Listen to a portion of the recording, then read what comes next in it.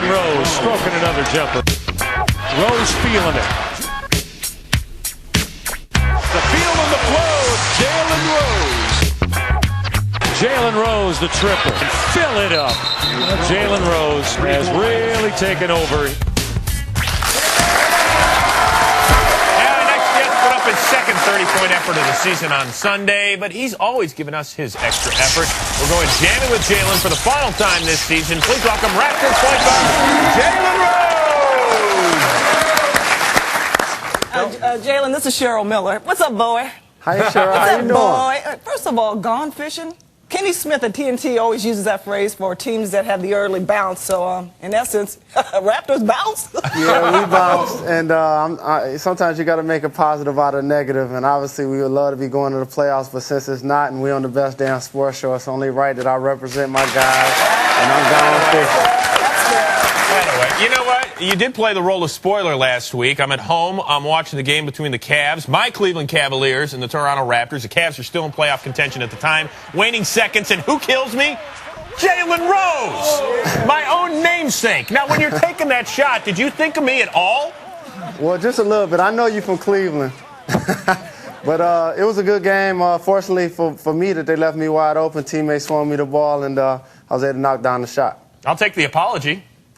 Well, I know you from Cleveland, but I play for Toronto, so no apologies necessary. Thank you. Thank you. Hey, are you upset that Georgia Tech made it all the way to the Final Two in Michigan? You guys won the knit, right?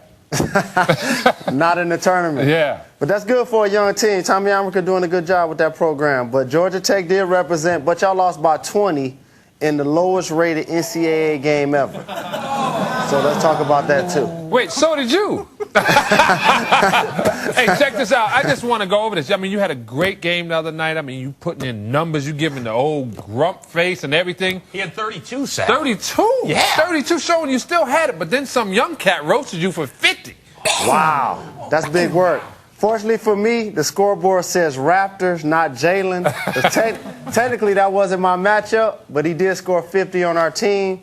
But also, he's a Michigan guy. So in that, guys got to watch what they say about Michigan. Chris Webber, Jalen Rose, Jamal Crawford. I mean, guys putting in work. Juwan Howard.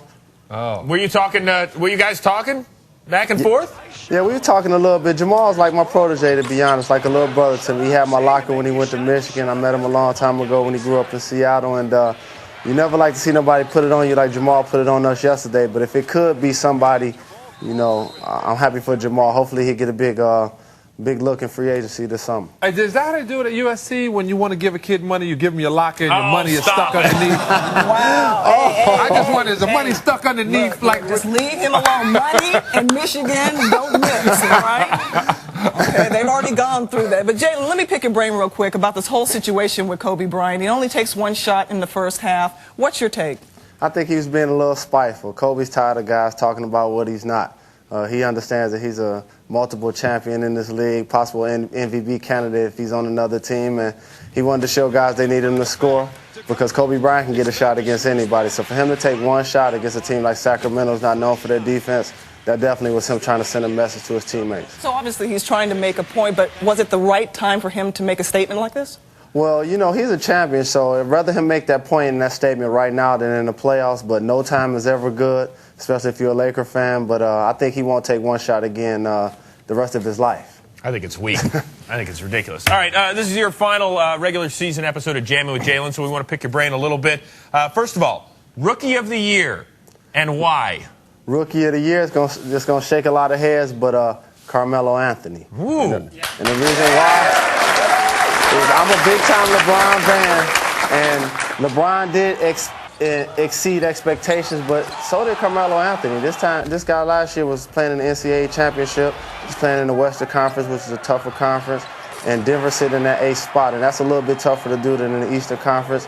His numbers are better. He averages more points. He averages more rebounds, and he's really getting it done. Okay. But my rookie year, Jason Kidd and Grant Hill, they were co-rookies of the year, and worst case scenario, they'd be co-rookies of the year. All right, Jalen, with that point, if you're a GM and you have to pick between Melo or LeBron, who do you take? Build your team around. Wow. It depends on the other 4 guys, to be honest with you, because they play different. LeBron's more like a point guard that can do other things. Carmelo's a flat-out scorer that can rebound and run the floor. So it depends on the other 4 guys, because I love them both, to be honest with you. Okay, so who's coming out the East? Who's coming out of the East? I played for Indiana 5.5 years. Sherrod Miller, you know your brother was like my big brother.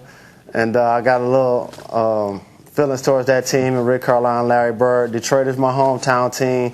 Larry Brown, obviously he's not my favorite coach. So those 2 teams going at it to be a great Eastern Conference final, and first team to 80-85 wins. Oh, you just, well, come on. Don't punk out. Diplomatic.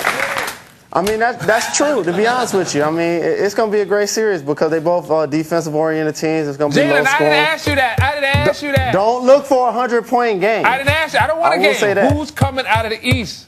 Who's coming out of the East? Wow. I Make can't a answer decision. that. Come on, Switzerland. Okay, hold on. We can help him out. Sally. That's nice. I didn't call timeout before. I was trying to get the outlet, but he didn't kick it to me.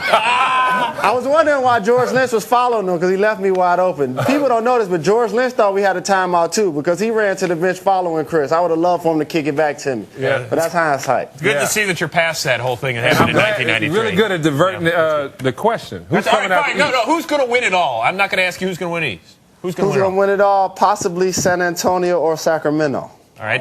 Well, he got it down to 2. And the reason why I say this is because the Lakers aren't the youngest team, first off. And the second thing is that Sacramento is a team that hasn't done it, so they should have a little more hunger. San Antonio is the defending champ, so that means something. And they have more home court advantage. I think if the Lakers don't finish strong these next couple of games, it's going to be a little bit tougher for them to play all of those Western Conference road games. Hey, Jalen, as always, we appreciate your honesty. And before you go fishing this offseason, stop in here for a week in the studio. All right, buddy? Thank you, gentlemen. Appreciate it. Great to see you, Sean. His aloofness. Hey, he got it. God, He got it down to 2. He sound like a Republican. All right, gang, we're going to start talking a little baseball. And it might be cool in the Northeast, but